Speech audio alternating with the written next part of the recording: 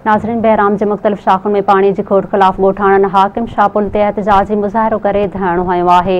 उन हवाले से पेश आहे इमामुद्दीन तुनियो जी हीअ रिपोर्ट। पानी हूंदे सूंदे भी असांजे टेल जे आबादकारनि खे हथ सां वठी सुकायो वञे थो। ॿी ॻाल्हि इहा आहे त असां त मुसलसल एहतजाज करे करे करे अॼु 5-7 साल आहे, पर अफ़सोस इहो आहे त इंतज़ामिया त असांजी न आयल आहे। चीफ इंजीनियर त न आयल आहे, AC त न आयल आहे, इंजीनियर त न आयल आहे, पर चीफ मिनिस्टर बि न आयल आहे। कंहिं बि सगारी धुर ते ही असांजो आवाज़ ही कोन थो पहुचे, या जेकॾहिं आवाज़ पहुचे थो त ख़ुदा उन्हनि खे ॿोड़ो करे छॾियो आहे जो हुन जा कन हूंदे बि का शइ नथा ॿुधनि।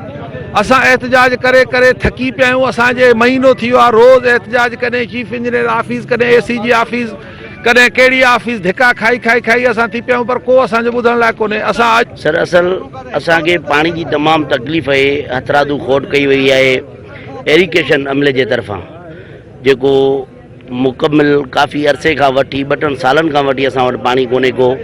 असां काफ़ी चक्कर एरिगेशन वारनि सां राब्तो कयो आहे, इंजीनियर सां धरना हड़तालूं काफ़ी जायुनि ते असां एहतजाज कया आहिनि, पर उन ते को अमल कोन थियो आहे।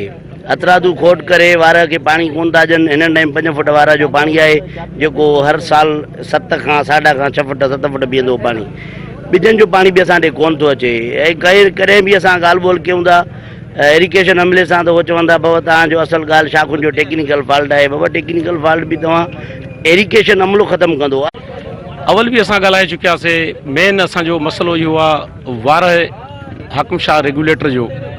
उते जेका हथरादू खोट कई वई आहे, छो खोट कई वई आहे, छाजे करे कई वई आहे। वार ब्रांच खे 2 दरवाज़ा ॾिना विया आहिनि। ठुल खे कटे करे ॿियो दरवाज़ो मोहबत माइनर ठाही वई आहे, जेका गैर कानूनी शाख ठही वई आहे। उन खां अलावा छोड़ीअ खे हक़ु छो न ॾिनो वियो आहे। असांजी बार बार इन ते इहा तनक़ीद त इहा दुरुस्त कई वञे।